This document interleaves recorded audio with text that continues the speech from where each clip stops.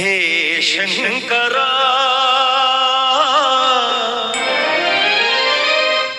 ದಯಾನಿದೆ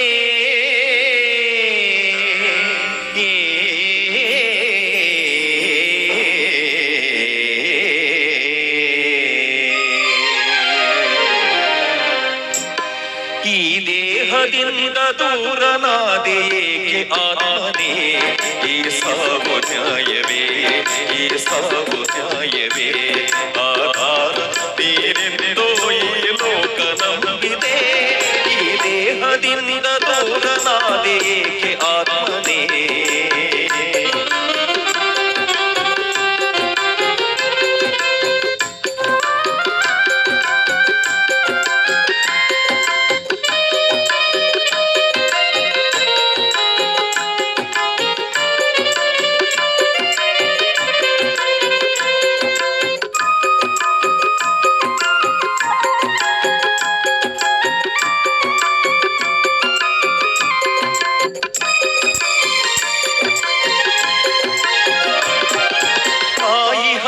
ವಿಷವದಾಗಿ ನ್ಯಾಯವೆಲ್ಲಿದೆ ಕಾಮಧೇನು ಸಾವು ತರಲು ಎಲ್ಲಿ ರಕ್ಷಣೆ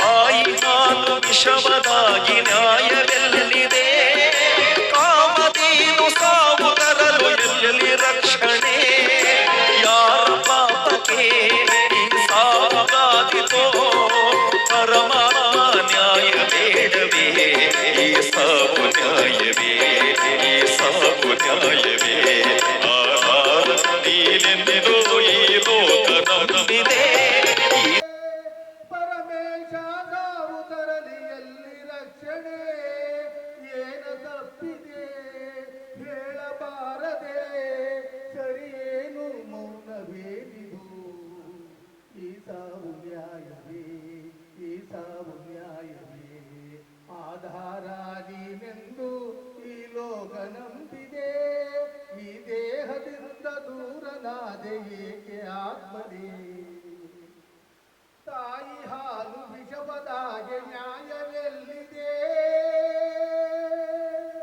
ಪರಮೇಶ ಸಾವು ತರಲು ಎಲ್ಲಿ ರಕ್ಷಣೆ ಬಂಧು ಬಾಂಧವರಿಗಿಂತ ಸ್ನೇಹಿತರು ಹೆಚ್ಚಾಗಿದ್ರು ನಮ್ಮ ರಮೇಶ್ ಅವ್ರಿಗೆ ಅವ್ರ ಬಗ್ಗೆ ಬಹಳ ಮಾತಾಡ್ಬೋದು ಆದರೆ ಸಮಯ ಅವಕಾಶ ಇಲ್ಲ ದಯಮಾಡಿ ಇಂತಹ ದುರಂತ ಇವತ್ತು ಬಹಳ ಎಲ್ಲ ಕಡೆಯಲ್ಲೂ ಕಾಣ್ತಾ ಇದ್ದೇವೆ ಇದು ಏನು ಅಂತ ನಾವು ಶೋಧನೆ ಮಾಡೋದಕ್ಕಿಂತ ಆರೋಗ್ಯದ ಕಡೆ ಬಹಳ ನಾವು ಗಮನ ಎಷ್ಟು ಕೊಟ್ಟರು ಸಾಲದು ಇಂಥ ದುರಂತಗಳು ಪತ್ರಿಕೆಗಳಲ್ಲಿ ಓದಬೇಕಾದ್ರೆ ಎಂತೆಂಥ ಕ್ರೀಡಾಪಟುಗಳು ಎಲ್ಲ ಚೆನ್ನಾಗಿ ಆರೋಗ್ಯವಾಗಿ ಲವಲವಿಕೆಯಾಗಿ ಇರ್ತಕ್ಕಂಥ ಎಲ್ಲ ಮಕ್ಕಳಿಂದ ಹಿಡಿದು ಓದೋ ಮಕ್ಕಳಿಂದ ಹಿಡಿದು ಸಣ್ಣ ಸಣ್ಣ ವಯಸ್ಸು ಮಕ್ಕಳಿಗೆಲ್ಲ ಈ ಒಂದು ಅಟ್ಯಾಕ್ಗಳು ಆಗ್ತಾ ಇದೆ ಹೋಗಿದ್ದಾರೆ ಅವರ ಆತ್ಮಕ್ಕೆ ಈ ಸಮಯದಲ್ಲಿ ಅವರಿಗೆ ಚಿರಶಾಂತಿಯನ್ನು ನಾವೆಲ್ಲರೂ ಸೇರಿ ಒಂದು ಈ ಕಾರ್ಯಕ್ರಮದಲ್ಲಿ ಅವ್ರಿಗೆ ನಾವೆಲ್ಲರೂ ಆ ಭಗವಂತನಲ್ಲಿ ಪ್ರಾರ್ಥನೆ ಮಾಡ್ತಾ ಏನೇನು ಅವಕಾಶ ಸಿಗ್ತೈತೆ ಅದು ಉಪಯೋಗಿಸ್ಕೊಬೇಕು.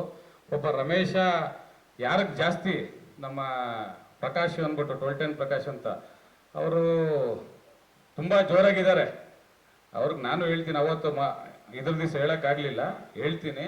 ಅವ್ರು ಇರೋದ್ರಲ್ಲಿ ಏನಕ್ಕಂದ್ರೆ IAS ಸರ್ವೀಸು 25 ವರ್ಷದಿಂದ ನಾನು ನೋಡಿದ್ದೀನಿ, ಕೊಟ್ಟಿದ್ದಾರೆ. ಅವ್ರಿಗೇನ ಜಾಸ್ತಿ ಇದಾಗಿದ್ರೆ ಒಂದು ಸೈಟು ಕೊಡಲಿ. ಏನಕ್ಕಂದ್ರೆ ಇವ್ರನ್ನ ಮೊದಲಿಂದ ಉಪಯೋಗಿಸ್ಕೊಂಡಿದ್ದಾರೆ. ನಾವು ಉಪಯೋಗಿಸ್ಕೊಳೋದಕ್ಕೆ ಒಂದು ಝೋನಿಂಗ್ ರೆಸಲ್ಯೂಷನಲ್ಲಿ ನಾನೇ ಅವ್ರಿಗೆ ಪ್ಲ್ಯಾನ್ಸ್ ಕೊಟ್ಟಿದ್ದೆ, ಅವರು ಉಪಯೋಗಿಸ್ಕೊಂಡಿದ್ದು ಅದನ್ನು ಮಾಡ್ಕೊಳ್ಳಿ.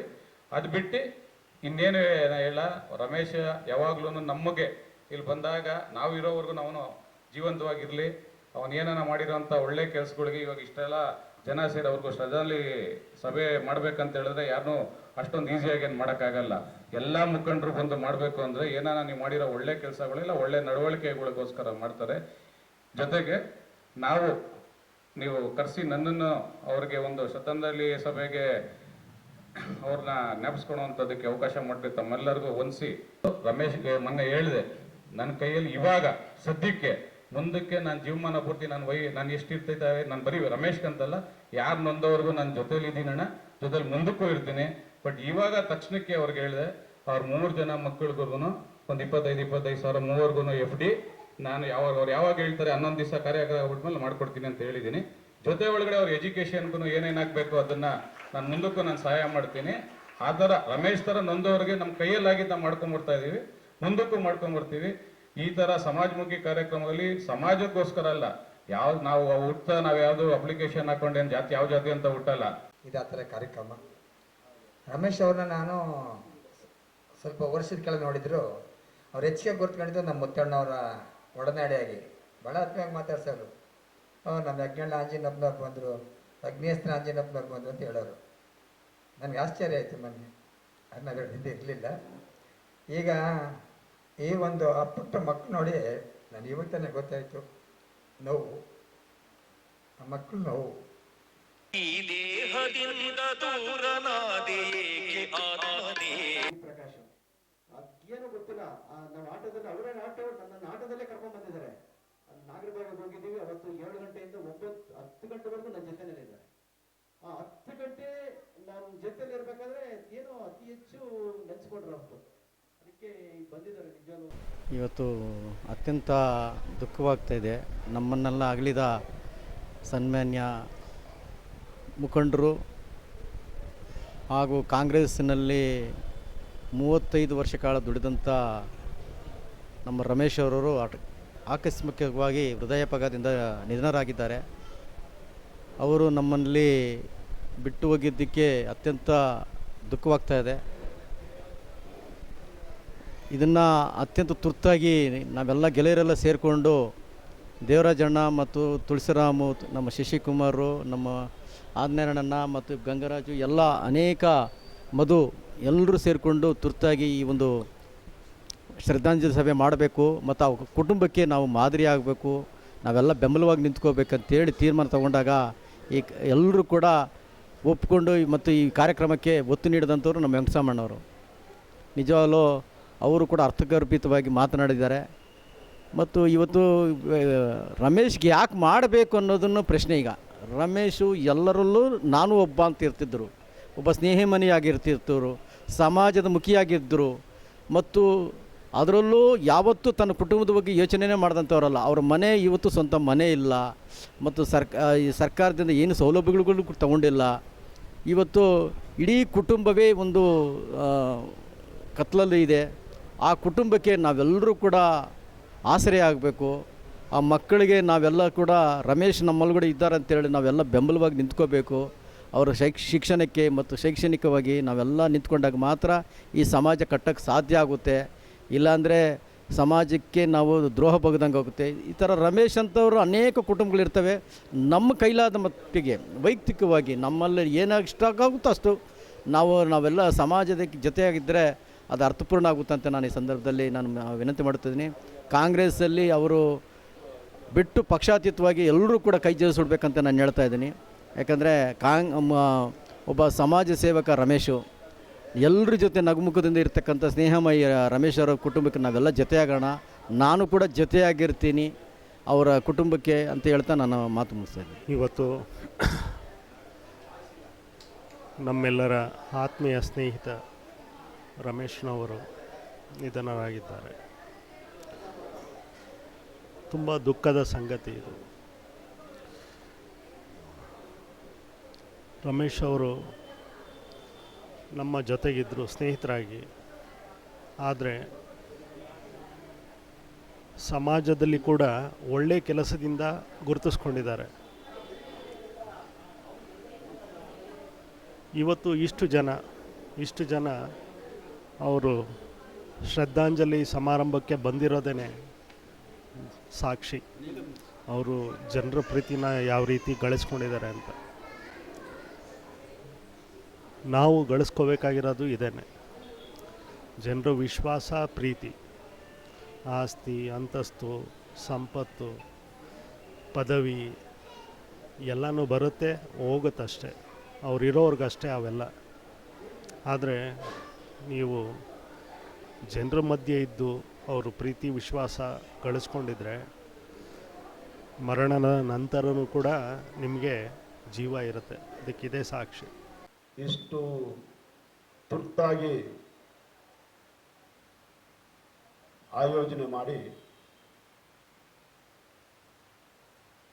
ರಮೇಶ್ ಅವರ ಆತ್ಮಕ್ಕೆ ಶಾಂತಿ ಕೋರ್ತಕ್ಕಂಥ ಬಹಳ ಪವಿತ್ರವಾಗಿರ್ತಕ್ಕಂಥ ಕೆಲಸ ಮಾಡಿರ್ತಕ್ಕಂಥ ಮುತ್ತುರಾಜ್ ಅವರಿಗೆ ನಿಮ್ಮೆಲ್ಲರ ಪರವಾಗಿ ನಾನು ಅಭಿನಂದಿಸ್ತೀನಿ.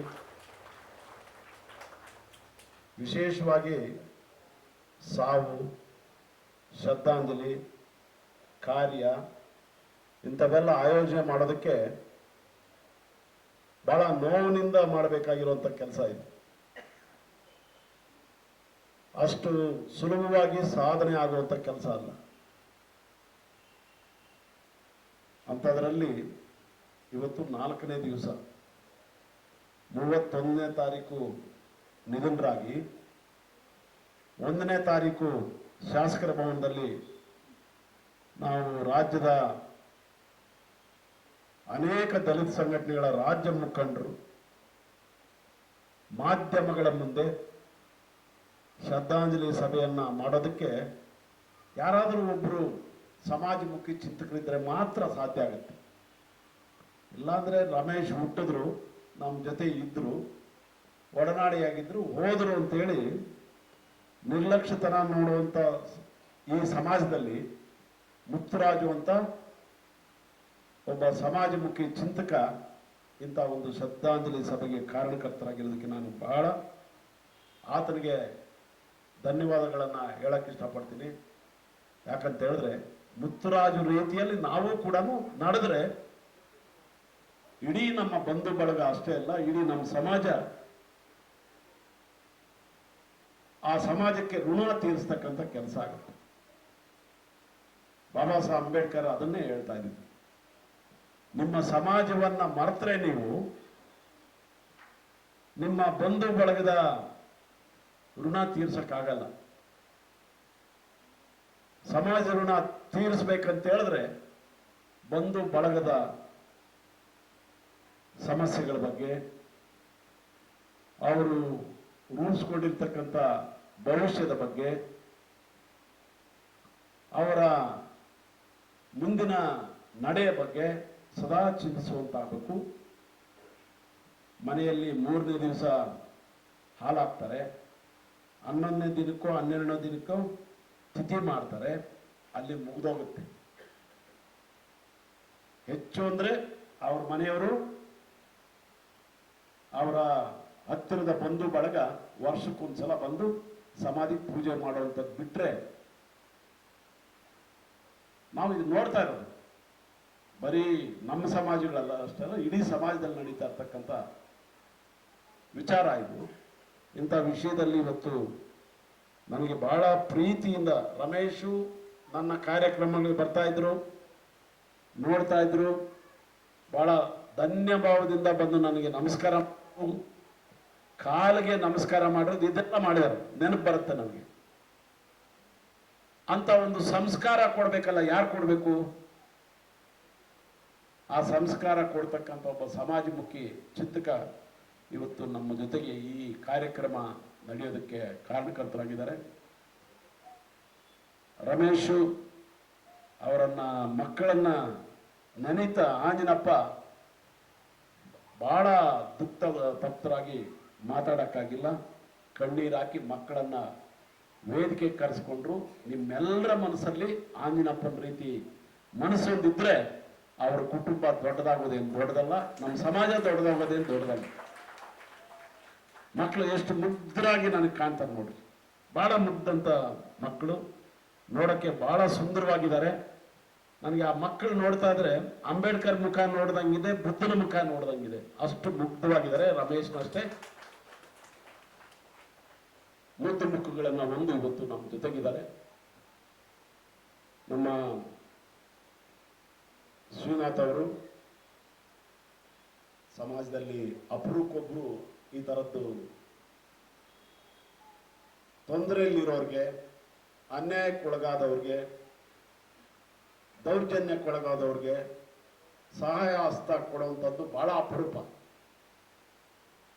ಜನಗಳನ್ನ ನಮಗೆ ಚಾಕರಿ ಮಾಡ್ತಾರಂತ ಹೇಳಿದ್ರೆ ಉಪಯೋಗಿಸ್ಕೊಳ್ಳೋರೇ ಜಾಸ್ತಿ.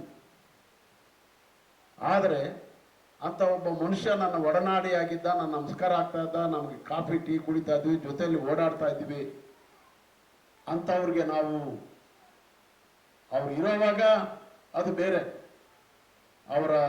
ಅಂಥವರ ನಿಧನದ ನಂತರ ಆ ನಂಟಿದೆಯಲ್ಲ, ಆ ನಂಟೆ ಮಾನವೀಯತೆಯ ಮಹತ್ವವಾದಂಥ ಗುಣ ಅಂತೇಳಿ ನಾನು ಶ್ರೀನಾಥ್ ಅವರು ಇವತ್ತು ಹೇಳಿದಂಥ ಮಾತು. ಹಳಬರವರು ಸಮಾಜ ಕಲ್ಯಾಣ ಇಲಾಖೆಯಲ್ಲಿ ಏನೇ ನಡೆದರೂ ಕೂಡ ನಾನು ಅಲ್ಲಿ ಇವತ್ತು ಇದ್ದೀನಿ, ಅವತ್ತು ಇದ್ದೀನಿ, ಮುಂದೇನೂ ಇರ್ತೀನಿ. ಅಂಥ ಸಂದರ್ಭದಲ್ಲಿ ಇಂಥ ಅಪರೂಪಕ್ಕೆ ಒಬ್ಬ ಶ್ರೀನಾಥ್ ನಮ್ಮ ಜೊತೆಯಲ್ಲಿ ಇರ್ತಾರೆ. ರಮೇಶ್ ಅವರ ಋಣ ತೀರಿಸೋದಕ್ಕಾಗಿ ಇವತ್ತು ಅವ್ರ ಮಕ್ಕಳಿಗೆ ತಲಾ 25,000 ರೂಪಾಯಿ ಫಿಕ್ಸೆಡ್ ಡೆಪಾಸಿಟ್ ಮಾಡಿ, ಬಹುಶಃ ಅವರು ಕಾಲೇಜ್ ಶಿಕ್ಷಣ ಆಗೋಷ್ಟೊತ್ತಿಗೆ ಅದು ಲಕ್ಷಾಂತರ ರೂಪಾಯಿ ಆಗಿ ಅವರ 3 ಮಕ್ಕಳ ಭವಿಷ್ಯವನ್ನು ರೂಪಿಸುತ್ತೆ ಅಂತೇಳಿ ಅವರಿಗೆ ನಿಮ್ಮೆಲ್ಲರ ಪರವಾಗಿ ನಾನು ಅಭಿನಂದಿಸ್ತೀನಿ. ಬರೀ ಇಷ್ಟು ಹಣ ಕೊಡೋದಲ್ಲ, ಅದು ರಾಜಕಾರಣ ಅಲ್ಲ, ರಾಜಕಾರಣಕ್ಕಾಗಿ ಮಾಡುವಂಥ ಕೆಲಸ ಅಲ್ಲ. ಹೃದಯ ತುಂಬಿ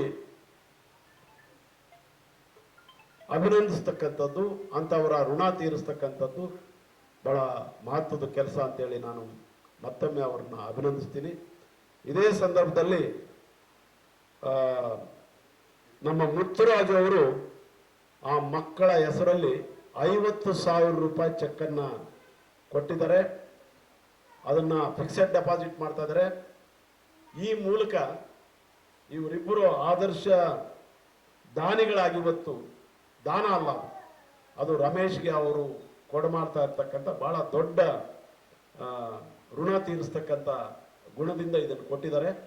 ಇಲ್ಲಿ ಬಂದಿರತಕ್ಕಂಥ ತಾವೆಲ್ಲರೂ ಮನಸ್ಸು ಮಾಡಿ, ಏನಾಗುತ್ತೆ ನಿಮ್ಮ ಕೈಯಲ್ಲಿ, ಇಷ್ಟೇ ಅವ್ರು ಕೊಟ್ಟಷ್ಟೇ ಕೊಡ್ಬೇಕಂತೇನಿಲ್ಲ.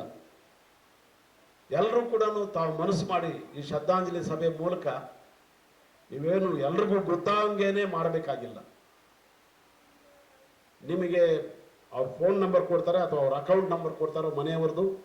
ಮುತ್ತುರಾಜ್ ಎಲ್ರಿಗೂ ಇಲ್ಲಿ ಬಂದಿರೋಂಥವ್ರಿಗೆ ಎಲ್ರಿಗೂ ರವಾನಿಸ್ತಾರೆ. ಏನೇನು ಸಾಧ್ಯ ಆಗುತ್ತೋ ಅಷ್ಟು ಹಣ ಸಹಾಯವನ್ನು ಅವರಿಗೆ ನಾವು ನಮ್ಮ ಸಹಾಯ ಹಸ್ತದಿಂದ ಮಾಡೋದಿದ್ರೆ, ಅವ್ರ ಕಾಲೇಜು ಹತ್ತುವಷ್ಟೊತ್ತಿಗೆ ರಮೇಶ್ ಸಂಪಾದನೆ ಮಾಡೋದಕ್ಕಿಂತ ದೊಡ್ಡ ಹೆಸರನ್ನ ಅವ್ರು ಗಳಿಸ್ತಾರೆ. ಈ 3 ಮುತ್ತುಗಳು, ಮಾಣಿಕ್ಯಗಳು ನಾಳೆ ಸಮಾಜಕ್ಕೆ ಬಹಳ ದೊಡ್ಡ ಆಸ್ತಿಯಾಗಿ ಬೆಳೀತಾರೆ ಅನ್ನೋ ಮಾತನ್ನ ಈ ಸಂದರ್ಭದಲ್ಲಿ ನಾನು ಹೇಳ್ತಾ ಇದ್ದೀನಿ. ನಾನು ಕೂಡ ಈ ಮಕ್ಕಳಿಗೆ 50,000 ರೂಪಾಯಿ ಹಣವನ್ನು ನಾನು ಅವರು ಫಿಕ್ಸೆಡ್ ಡೆಪಾಸಿಟ್ ಮಾಡಿಸ್ತಕ್ಕಂಥ ಕೆಲಸ ಮಾಡ್ತೀನಿ ಅಂತೇಳಿ ಈ ಸಂದರ್ಭದಲ್ಲಿ ಘೋಷಣೆ ಮಾಡಿ, ರಮೇಶ್ ಅವರ ಈ ಸಾಧನೆ ಸಾಮಾನ್ಯವಾದದ್ದಲ್ಲ. ರಮೇಶ್ ಅವರು ಸಮಾಜಕ್ಕೆ ಸೇವೆ ಮಾಡುವಾಗ ಆಟದಲ್ಲಿ ಹೋಗೋನು ಬರೋನು, ಹೋಗೋವಾಗ ಬರೋವಾಗ ತನಗೆ ಹತ್ತಿರದಲ್ಲಿರ್ತಕ್ಕಂಥವ್ರನ್ನೆಲ್ಲ ಕೂಡ ಮತ್ತಷ್ಟು ಹತ್ತಿರ ಮಾಡ್ಕೊಳ್ಳುವಂಥ ಕೆಲಸ ಈ ಸಮಾಜ ಸೇವೆ ಮೂಲಕ ಮಾಡ್ಕೊಂಡು ಬಂದಿರುವಂಥ ವ್ಯಕ್ತಿ. ಹೀಗಾಗಿ ಆತನ ಆ ಬದ್ಧತೆಯನ್ನು, ಸಮಾಜಮುಖಿ ಬದ್ಧತೆಯನ್ನು ಗಮನಿಸಿಯೇ ನಾವು ಮೊನ್ನೆ ರಾಜ್ಯ ಮಟ್ಟದ ಮುಖಂಡರ ಸಮ್ಮುಖದಲ್ಲಿ ಶ್ರದ್ಧಾಂಜಲಿಯನ್ನು ಸಮರ್ಪಣೆ ಮಾಡಿದ್ವಿ. ಇವತ್ತು ಬಂಧು ಬಳಗ, ಅವರ ಹಿತಚಿಂತಕರು ಯಾರ್ಯಾರಿದ್ದಾರೋ ಅವರ ಎಲ್ಲರ ಸಮಕ್ಷಮದಲ್ಲಿ ಶ್ರದ್ಧಾಂಜಲಿಯನ್ನು ನಾವು ಸಮರ್ಪಣೆ ಮಾಡ್ತಾ ಇದ್ದೀವಿ. ಬಂದಿರತಕ್ಕಂಥ ಎಲ್ಲ ಬಂಧು ಬಳಗ ಇರ್ಬೋದು, ಅವ್ರ ಸ್ನೇಹಿತರಿರ್ಬೋದು, ಗೊತ್ತಿರುವಂಥವ್ರು ಇರ್ಬೋದು. ಈಗ ಅವ್ರಿಗೆ ಅವರೊಬ್ಬರೇ ಆದಾಯದ ಮೂಲ, ಅವರ ಕುಟುಂಬ ಸಾಕೋದಕ್ಕೆ ಆದಾಯದ ಮೂಲ ಅವರೊಬ್ಬರೇ ಇದ್ರು. ಸ್ವಂತ ಮನೆ ಇಲ್ಲ. ಅವರು ವಿಜಯನಗರದಲ್ಲಿ ನಾನು ನನ್ನ ಹೋರಾಟದಿಂದ 100 ಮನೆಗಳು ಕಟ್ಟಿಸ್ಕೊಟ್ಟಿದ್ದೀನಿ. ಬಹುಶಃ ಯಾವತ್ತೂ ಕೂಡ ನನಗೆ ಮನೆ ಇಲ್ಲ ಅಂತೇಳಿ ಯಾವತ್ತೂ ಹೇಳ್ಕೊಂಡಿಲ್ಲ. ಬಹುಶಃ ಒಂದು 5-6 ವರ್ಷಗಳ ಹಿಂದೆ ಆಗಿದ್ರೆ ಇದೇ ವಿಜಯನಗರದಲ್ಲಿ ಸ್ವಂತ ಮನೆ ನಾನು ಮಾಡ್ಕೊಳ್ಳೋಷ್ಟು ಮಟ್ಟಿಗೆ ಸಾಧ್ಯತೆ ಇತ್ತು. ಈಗಲೂ ಕೂಡ ಕಾಲ ಕಳೆದಿಲ್ಲ.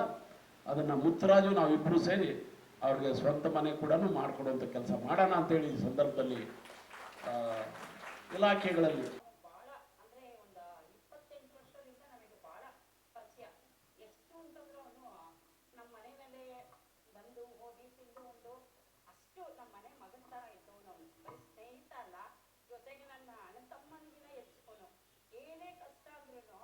ಎಷ್ಟೊತ್ತಿಗೆ ಕರೆದ್ರು ರಮೇಶ್ ಈ ಥರ ಇದೆ ಕಣೋ, ಎಲ್ಲಿದ್ರು ಅವ್ನ 5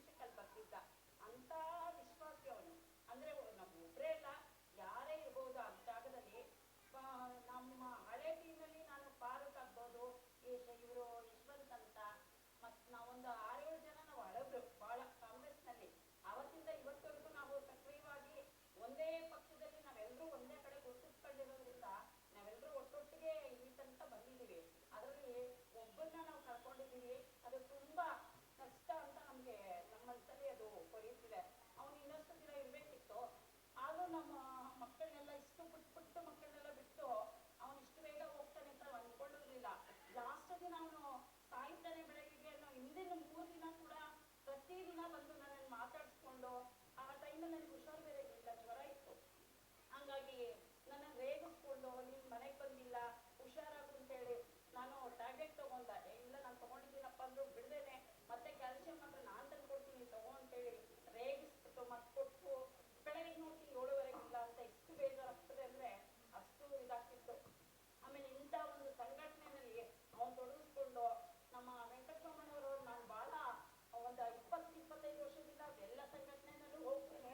ಆದರೆ ಅವ್ರನ್ನ ನಮ್ಮ ಶಿವರಾಮ್ ಸಾಹೇಬರು ಕಾರ್ಯಕ್ರಮದಲ್ಲೆಲ್ಲ ಬಂದಾಗೆಲ್ಲ ನಾನು ಭಾಳಷ್ಟು ಅವ್ರನ್ನ ಮಾತಾಡ್ತಿದ್ದೀನಿ. ಆದರೆ ಮುಖಾಮುಖ ನೋಡಿದಾಗ ಎಷ್ಟೋ ಜನ ಇರ್ತೀವಿ, ಆದರೆ ಇವರೇ ಅವರು ಅಂತ ಗೊತ್ತಾಗಿರಲ್ಲ. ಬಟ್ ನಮ್ಗೆ ಅವ್ರು ಯಾರು ಅಂತ ಗೊತ್ತಿದೆ. ಹಾಗಾಗಿ ಅವರು ಈ ಸಂದರ್ಭದಲ್ಲಿ ಈ ಎಲ್ಲ ವೇದಿಕೆಯಲ್ಲೂ ಈ ಕುಟುಂಬಕ್ಕೆ ಇಷ್ಟೊಂದು ಸಹಾಯ